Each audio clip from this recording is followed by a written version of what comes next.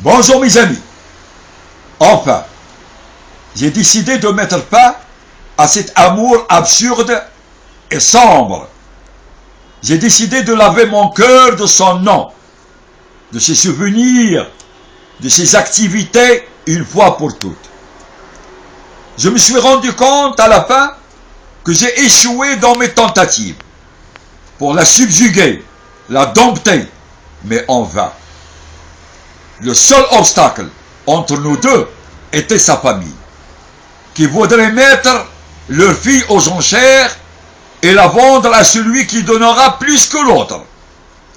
Elle voudrait que leur fille pourrait vivre dans le prestige, non pas dans le bonheur.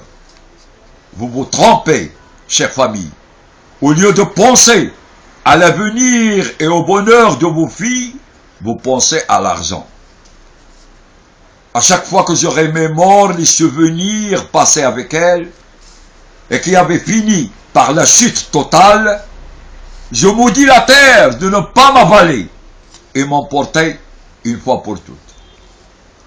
Le copain m'a supplié encore une autre fois de lui composer une poésie ou prose par des vers sévères et cruels pour montrer à cette fille qu'il n'avait plus besoin d'elle et qu'elle était congédiée de son cœur et de sa vie. Notre poésie ou prose a pour titre « Va-t'en, va-t'en ». Je ne veux plus de toi. Va-t'en, scélérate. Je veux vivre en paix. Ne te moque pas de moi. Je t'ai vu avec lui sur le quai. Et tu me dis que tu es fidèle pour moi? Tu m'as trahi. Tu m'as berné. Tu m'as supplié par un autre. Je ne te le pardonnerai plus jamais. Il t'a flatté par si douces paroles pour mon maître. Je connais maintenant ta valeur. Et je sais ce que tu vaux pour moi.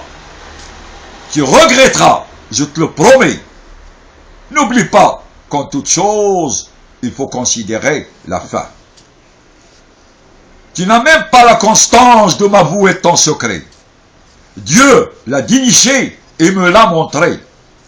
Désirant ne pas vivre avec une fileuse comme toi, une sacripante, une gueuse, désormais, tu ne vaux même pas la corde pour te pendre.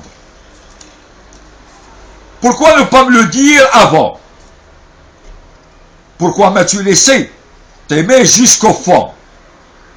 Pourquoi as-tu gâché la vie d'un babour? Tu as gagné, mais moi j'ai perdu. J'ai perdu mon bonheur dépourvu. Je ne te demande aucune chose. Simplement, quelle est la cause pour que toute porte reste close à ce malheureux que ses larmes arrosent ton jardin ainsi que ses roses? En te jugeant, je me suis montré capricieux. Je te croyais rustre et crédule.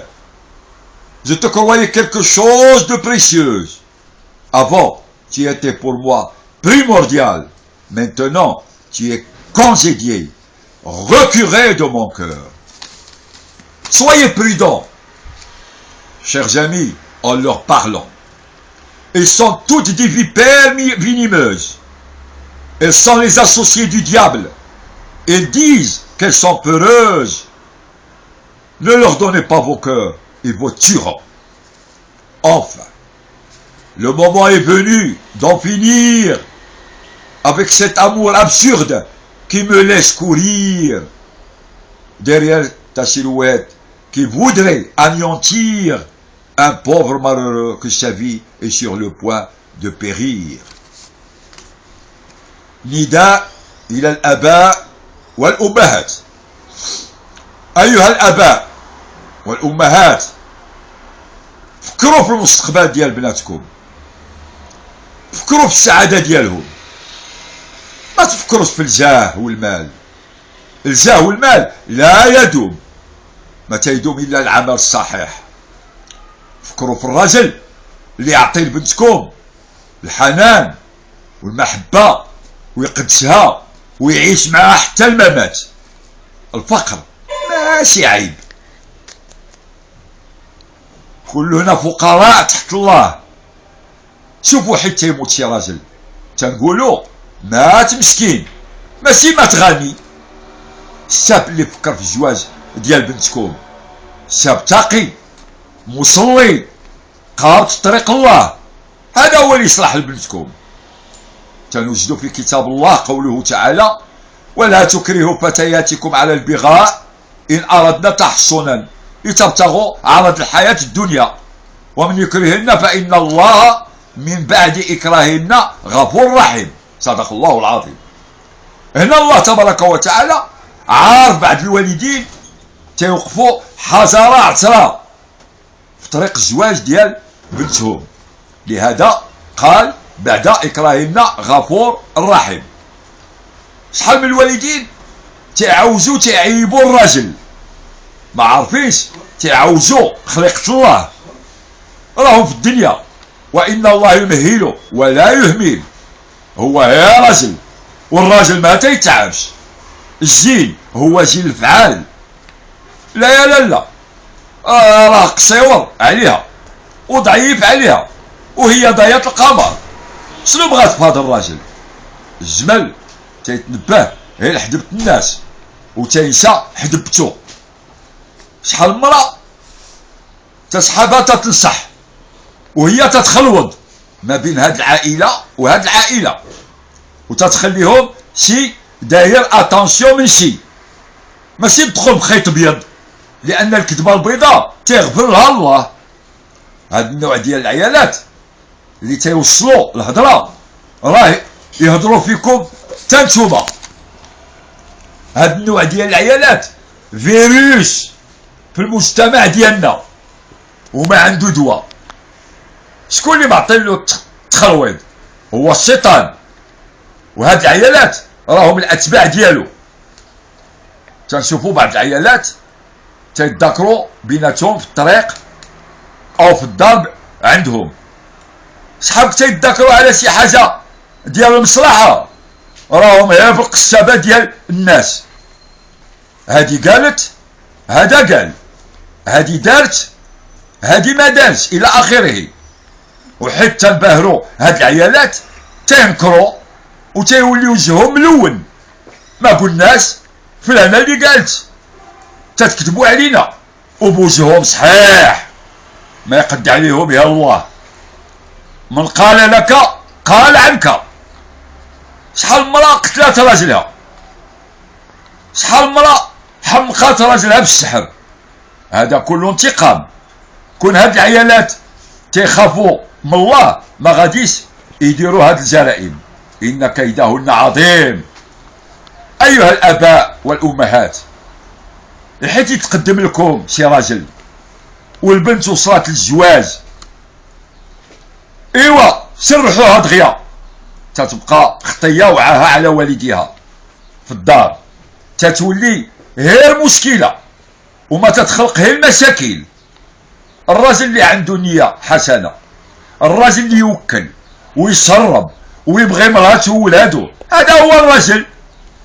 عيا معكم هذا الشاب لكن يلقاكم حاجز في طريقه، ولهذا مل وفقد الامال وعزم باش يتخلى عليها، كما قال سبحانه وتعالى: عسى ان تحبوا شيئا وهو شر لكم، وعسى ان تكرهوا شيئا وهو خير لكم. صدق الله العظيم. البنت في سن الزواج ما تيصلح لها هي دارها مع راجلها. هاد الزمان تيخلع مع بنات اليوم، وهاد الشيء راكم تتشوفوه وتتعرفوه كل يوم. ايها العيالات، بعدوا من النميمه، الله يجازيكم بخير.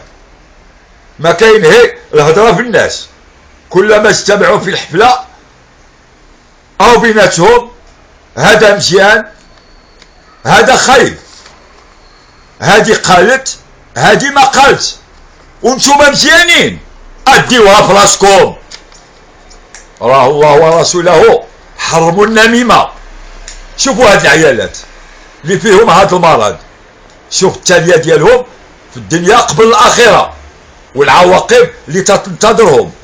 الله يهديكم وينبهكم لعيوبكم. قال رسول الله صلى الله عليه وآله وسلم: يأتي زمان على أمتي يحبون خمس وينسون خمس، يحبون الدنيا وينسون الآخرة، يحبون المال وينسون الحساب، يحبون المخلوق وينسون الخالق، يحبون القصور وينسون القبور، يحبون المعصية وينسون التوبة.